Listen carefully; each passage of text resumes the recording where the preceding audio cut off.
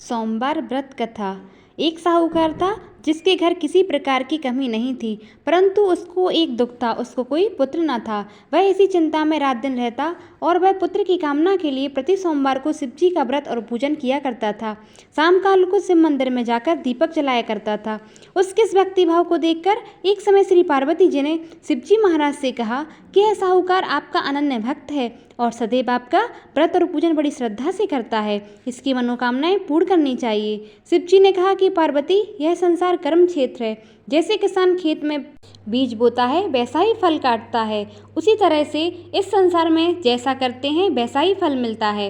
पार्वती जी ने अत्यंत आग्रह से कहा कि महाराज, जब यह आपका भक्त है और यदि इसको किसी भी प्रकार का कोई दुख है तो उसको अवश्य दूर करना चाहिए, क्योंकि आप सदैव अपने भक्तों पर दयालु हैं, उनके दुखों को दूर करते हैं। यदि आप ऐसा ना करेंगे तो मनुष्य क्यों आपकी सेवा व्रत करेंगे। पार्वती जी का ऐसा आग्रह कर शिव जी महाराज कहने लगे कि पार्वती, इसके कोई पुत्र नहीं है, इसी चिंता में यह दुखी रहता है। इसके भाग में पुत्र न होने पर भी मैं इसको पुत्र की प्राप्ति का वर देता हूँ, परंतु वह पुत्र केवल 12 वर्ष की आयु तक जीवित रहेगा। इसके पश्चात वह मृत्यु को प्राप्त हो जाएगा। इससे अधिक मैं और कुछ नहीं कर सकता। यह सब बातें वह साहूकार सुन रहा था। इससे उसको ना कोई प्रसन्नता हुई, ना ही कुछ कष्ट हुआ। वह पहले जैसा ही शिव जी महाराज का व्रत और पूजन किया करता था। कुछ काल व्यतीत हो जाने पर साहूकार की स्त्री गर्भवती हुई और 10वें महीने में उसके गर्भ से अति सुंदर पुत्र की प्राप्ति हुई। साहूकार के घर में बहुत खुशियां मनाई गईं, परंतु साहूकार ने उसकी केवल 12 वर्ष की आयु जान कोई अधिक प्रसन्नता प्रकट ना की, ना ही किसी को भेद बताया। जब वह 11 वर्ष का हो गया तो उस बालक की माता ने उसके पिता से विवाह आदि के लिए कहा, परंतु वह साहूकार कहने लगा कि मैं अभी इसका विवाह नहीं करूंगा और काशी जी पढ़ने के लिए भेजूंगा। फिर साहूकार ने अपने साले अर्थात उस बालक के मामा को बुलवाकर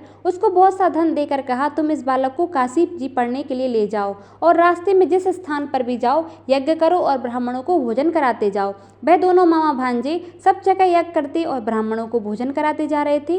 रास्ते में उनको एक शहर पड़ा। उस शहर की राजा की कन्या का विवाह था और दूसरे राजा का लड़का जो विवाह कराने के लिए बारात लेकर आया था वह एकाक से काना था। उसके पिता को इस बात की बड़ी चिंता थी कि कहीं वर को देखकर कन्या के माता पिता विवाह में किसी प्रकार की अड़चन पैदा ना कर दें। इस कारण जब उसने अति सुंदर सेठ की लड़की को देखा तो मन में विचार किया कि क्यों ना बारात के कपड़े पहनाकर इसको विवाह के लिए ले जाएं। फिर उसको वर के कपड़े पहना तथा घोड़ी पर चढ़ाकर पर ले गए और बड़ी सुंदरता से सब कार्य हो गए। वर के पिता ने सोचा, यदि विवाह कार्य भी इसी लड़की से करा दिया जाए तो क्या बुराई है। ऐसा विचार कर लड़की और उसके मामा ने कहा, यदि आप फेरों और कन्यादान का काम भी करा दें तो आपकी बड़ी कृपा होगी और हम इसके बदले आपको बहुत सा धन दे देंगे। उन्होंने भी यह स्वीकार कर लिया और विवाह कार्य भी बहुत अच्छी तरह से हो गया। परंतु जिस समय लड़का जाने लगा तो उसने राजकुमारी की चुनरी के पल्ले पर लिख दिया कि तेरा विवाह तो मेरे साथ हुआ है, परंतु जिस राजकुमारी के साथ तुमको भेजेंगे वह एक आंख से काना है। मैं तो काशी जी पढ़ने के लिए जा रहा हूँ।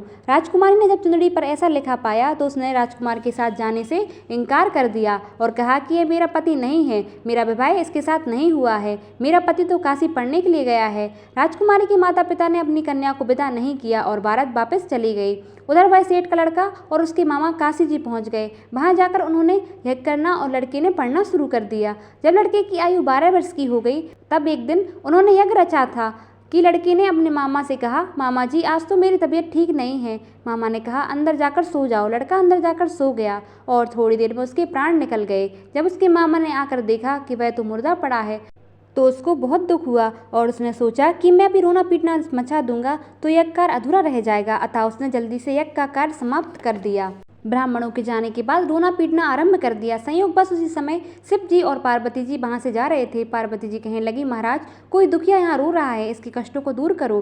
तब शिव जी बोले, इसकी आयु इतनी थी सो भोग चुका है। पार्वती ने कहा कि महाराज कृपया करके इस बालक को और आयु दे दो, अन्यथा इसके माता पिता तड़प तड़प कर मर जाएंगे। पार्वती जी इस प्रकार बार बार आग्रह करने पर शिव जी ने उसको जीवन दान दिया और शिव जी की कृपा से लड़का जीवित हो गया। शिव पार्वती जी कैलाश चले गए। तब उसी प्रकार यज्ञ करते हुए अपने घर की ओर चल पड़े। रास्ते में उसी शहर में आए जहाँ उसका विवाह हुआ था। वहाँ पर आकर उन्होंने यज्ञ किया तो लड़की के ससुर ने पहचान लिया और अपने महल में ले गए। बहुत दास दासियों सहित आदरपूर्वक लड़की को विदा किया।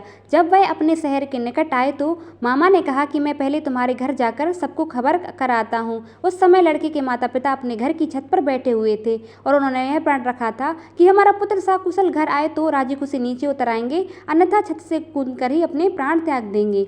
इतने में उस लड़के के मामा ने घर जाकर यह समाचार दिया कि आपका पुत्र आ गया है, परंतु उनको विश्वास नहीं आया। जब उसके मामा ने शपथ पूर्वक कहा कि आपका पुत्र अपनी पत्नी के साथ बहुत सा धन साथ में लेकर आया है, तो सेठ ने आनंद के साथ उसका स्वागत किया और बड़ी प्रसन्नता के साथ रहने लगे। इसी प्रकार जो कोई इस कथा को पढ़ता है, सुनता है, उसके सब कष्ट दूर होकर समस्त मनोकामनाएं पूर्ण होती है। बोले शंकर भगवान की।